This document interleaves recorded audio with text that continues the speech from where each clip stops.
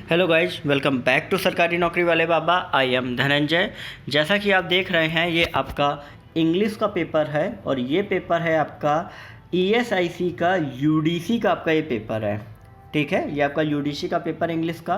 तो ध्यान से इस पेपर को पूरा देखिएगा, क्योंकि इस पेपर में आपको मैं ऐसी चीज़ें बताऊंगा जो आपके लिए इम्पोर्टेंट हैं, क्योंकि पेपर का पैटर्न समझना आपके लिए बहुत ही ज़्यादा ज़रूरी होता है। आपको मैं पेपर इस वजह से नहीं दिखा रहा हूँ कि कैसा क्या, मैं इस वजह से दिखा रहा हूँ क्योंकि आपके जितने भी क्वेश्चंस आते हैं उनका लेवल क्या है और कौन कौन से ऐसे टॉपिक्स आते हैं जो आपको एग्ज़ाम में पढ़ने हैं। ऐसा नहीं कि आप बिल्कुल भेड़ के तरीके पढ़ रहे हो। तो इस वजह से मैं आपको ये सारी चीज़ें इस वीडियो में कवर करूँगा। तो मेक श्योर आप वीडियो को पूरा बहुत ही ध्यान से देखिएगा। साथ ही साथ वीडियो को लाइक ज़रूर करें। आप लोग लाइक नहीं करते हो, लाइक ज़रूर करें। ज़्यादा से ज़्यादा सब्सक्राइब करें चैनल को और बेल नोटिफिकेशन को दबाना मत भूलें आगे की अपडेट्स के लिए, क्योंकि मैंने जीके का पेपर ऑलरेडी डाल दिया है चैनल पे, आप जाके देख सकते हो। अभी मैं रीजनिंग और मैथ के भी मैं आपको डाल दूँगा, तो वो भी आपको टाइम टू टाइम अपडेट्स मिल जाएंगी।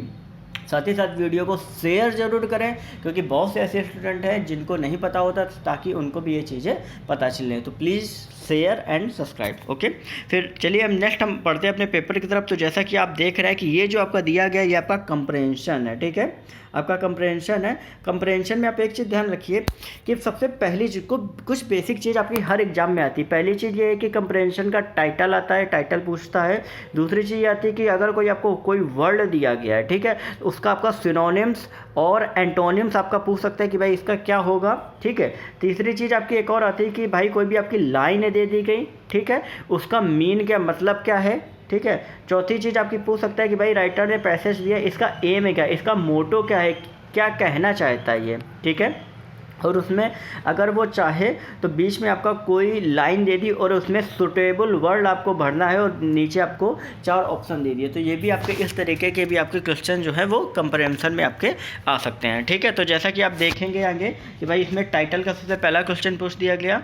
दूसरा क्वेश्चन आ गया कि भाई ये फ्रेज दिया गया, इसका मीन क्या है। ठीक है, तीसरा चीज़ आपका ये दिया गया है कि भाई इनमें से पूरी लाइन दी गई है, ठीक है, और इसका जो है उसका डेफिनेट मीनिंग क्या है। तो ऐसे कर करके आप देखेंगे ये पूरे आपका पैसेज के ही आपको क्वेश्चन जो है वो मिलेंगे। ठीक है, नेक्स्ट हम आगे बढ़ते हैं और आगे हम देखते हैं कि भाई हमारा जो नेक्स्ट आपका क्वेश्चन है वो आपका है क्लोज टेस्ट का। तो देखिए, क्लोज टेस्ट में आपको कुछ बेसिक चीज़ें मैं बता दूं कि क्लोज टेस्ट के लिए आपको सबसे मेन चीज़ आपको फ्रेजल वर्ब अच्छे से आनी चाहिए। ठीक है, अगर आपको आती है तो आपको कोई प्रॉब्लम नहीं होगी क्लोज टेस्ट सॉल्व करने में। दूसरी चीज़, आपकी जो रीडिंग है वो क्लोज टेस्ट में मायने रखती है। ठीक है, कंप्रहेंशन में भी रखती है, लेकिन क्लोज टेस्ट में ज़्यादातर मायने रखती है, क्योंकि वर्ड्स आपको एग्जैक्ट वहाँ पर पुट करना होता है। ठीक है, सारे वर्ड्स का मीन एक ही होगा, लेकिन कौन सा वर्ड का एग्जैक्ट मीनिंग जो होगा वो आपको एडिटोरियल जब आप पढ़ेंगे तो आप तभी आएगा। ठीक है, एडिटोरियल के लिए आपको कुछ नहीं करना है, सिर्फ एक इंग्लिश पेपर का जो एक पेज आता है, ठीक है, वही सबसे बोरिंग पेज होता है।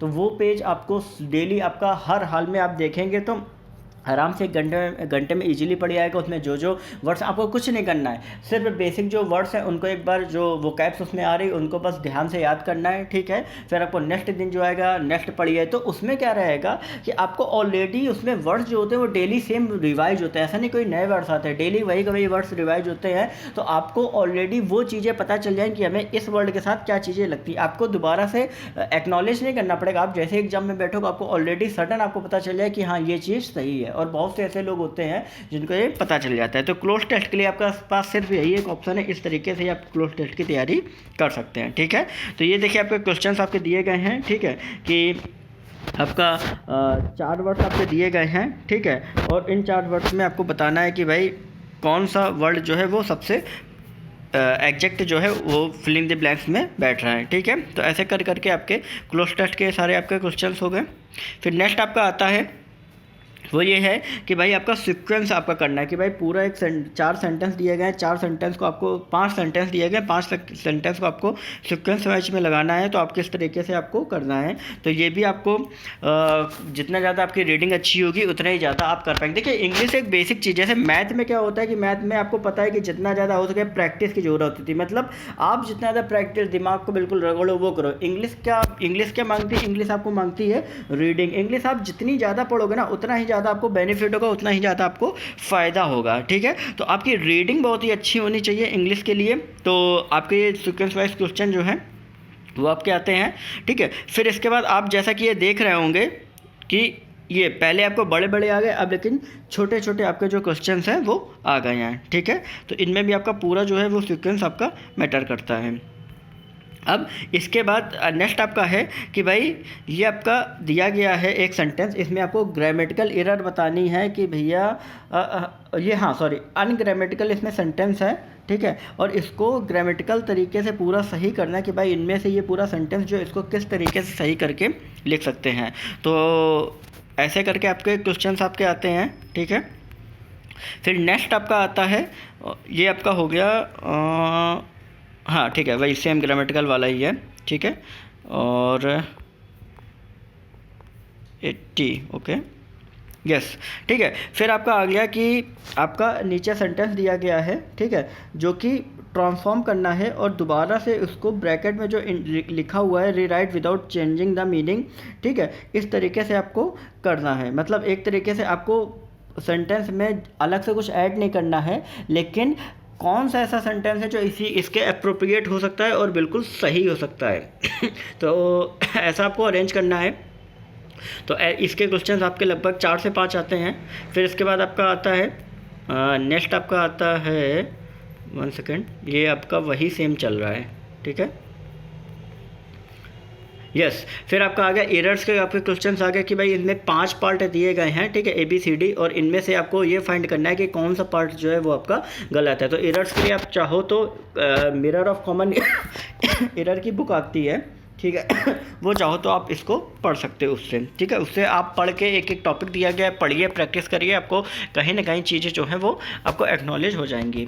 फिर आपका फिलिंग द ब्लैंक्स आता है। फिलिंग द ब्लैंक्स में आपको फ्रेजल वर्ब्स, मैंने आपको कहा था फ्रेजल वर्ब्स, तो यहाँ पर भी आपको यूज होती हैं फ्रेजल वर्ब्स। तो ये फ्रेजल वर्ब्स आप पढ़नी बहुत ही ज़्यादा आपके लिए ज़रूरी है, जिससे आपको कोई भी प्रॉब्लम जो है वो एग्जाम में ना आए। अब देखिए यहाँ पे क्या है, यहाँ पे वर्ड एकदम बिल्कुल अपोजिट टाइप में, मतलब ऐसा वर्ड आपको ढूंढना है जो मतलब एकदम बिल्कुल सेंटेंस में भी फिट हो और अपोजिट भी हो। जैसा अब एग्जाम में क्या होता है कि हम वर्ड दिए होते थे, उनके एंटोनिम्स सिनोनिम्स बताते थे, लेकिन यहाँ पर आपको एक सेंटेंस दिया और इसमें अपोजिट वर्ड पढ़ने, मतलब वाइज, फुल, क्लेवर, डल, कौन सा ऐसा वर्ड जो है, 2 वर्ड जो है वो एंटोनिम में आपके दोनों फिट बैठेंगे। तो ये एक थोड़ा सा नया इन्होंने पैटर्न ला दिया है इंग्लिश के एग्ज़ाम में। ठीक है, फिर इसके बाद नेक्स्ट हम देख रहे हैं कि भाई इसमें जो है ये आपका सिनोनिम्स बताना है। इन्फ्लुएंस जो है, इन्फ्लुएंस का आपको सिनोनिम्स बताना है कि भाई इन्फ्लुएंस का सिनोनिम्स आपका क्या होता है। ठीक है, एंटोनिम के लिए आपका अलग से सेंटेंस में दिया, सिनोनिम्स के लिए आपको इन्होंने ऐसा आपको दे दिया। ठीक है, फिर इसके बाद हम नेक्स्ट हम आगे बढ़ते हैं। तो इसमें आपके सिनोनिम्स ही लास्ट तक है, नहीं हाँ एंटोनिम्स भी आपको दिए हुए हैं। ठीक है, ये आपके एंटोनिम्स भी दिए हुए हैं, मतलब सिनोनिम्स भी आपके आते हैं 2 से 3 और एंटोनिम भी आपके एग्जाम में 2 से 3 लगभग आपके आते हैं। ठीक है, तो ये आपका पूरा कंप्लीट हो गया है। हाँ, अब लास्ट आपके कुछ वर्ड्स हैं जो आपके करेक्ट आपको स्पेल करने की, भाई 4 वर्ड दिए गए, इनमें से करेक्ट कौन सा है। तो ये आपका पूरा पेपर जो है वो यहाँ पे आपका कंप्लीट हो गया है। ठीक है, तो अभी इस पेपर में हमें सिर्फ ईडियम और ईडियम फ्रेजेज अभी आपको देखने को नहीं मिले हैं, बाकी हर एक चीज़ देखने को मिली है। एक पैसेज आपका देखने को मिला है, दूसरा एक क्लोज टेस्ट देखने को मिला है, तीसरा आपको एरर्स के क्वेश्चंस मिले हैं, चौथा आपको अरेंजमेंट के क्वेश्चन मिले हैं। ठीक है, सेंटेंस अरेंजमेंट के, पांचवा सिनोनिम्स, दूसरा छठवां एंटोनिम्स, फिर इसके बाद आपका करेक्ट द सेंटेंस। टोटल आपके 7 टॉपिक आपके इस पेपर में आपके आए हैं। तो इन 7 टॉपिक्स को आप बहुत ही अच्छे से पढ़िएगा और ईडियम फ्रेजेस भी पढ़ लीजिएगा। कई बार क्या होता है कि ईडियम फ्रेजेस जो हैं वो आपके आ जाते हैं। ठीक है, तो ये अलग अलग सेट के आपके पेपर्स बनते हैं, तो आप ये चीज़ें पढ़ना बिल्कुल भी मत भूलिएगा। ये जितने भी टॉपिक्स मैंने बताए हैं, साथ ही साथ रीडिंग स्किल आपकी बहुत ही अच्छी होनी चाहिए। अच्छी अगर आप किए तो आप पेपर जो है बहुत ही अच्छे से और बेहतर तरीके से आप कर पाओगे। तो मेक श्योर आगे की अपडेट्स के लिए आप हमारे चैनल के साथ बने रहिए। जो भी आपको क्वेरी है वो आप कमेंट सेक्शन में लिखिए, साथ ही साथ हमारे टेलीग्राम चैनल को भी ज्वाइन कीजिए, डिस्क्रिप्शन में उसका लिंक दिया गया है, आप ज्वाइन करिए। वहाँ पर बहुत से अलग अलग स्टूडेंट जो ऑलरेडी अलग अलग एग्जाम्स में सिलेक्टेड है वो आपको कहीं ना कहीं गाइड करेंगे। तो मेक श्योर आप उसके साथ जरूर जुड़िए। साथ ही साथ चैनल को सब्सक्राइब, वीडियो को शेयर जरूर करें जितना से जितना ज़्यादा हो सके। ओके।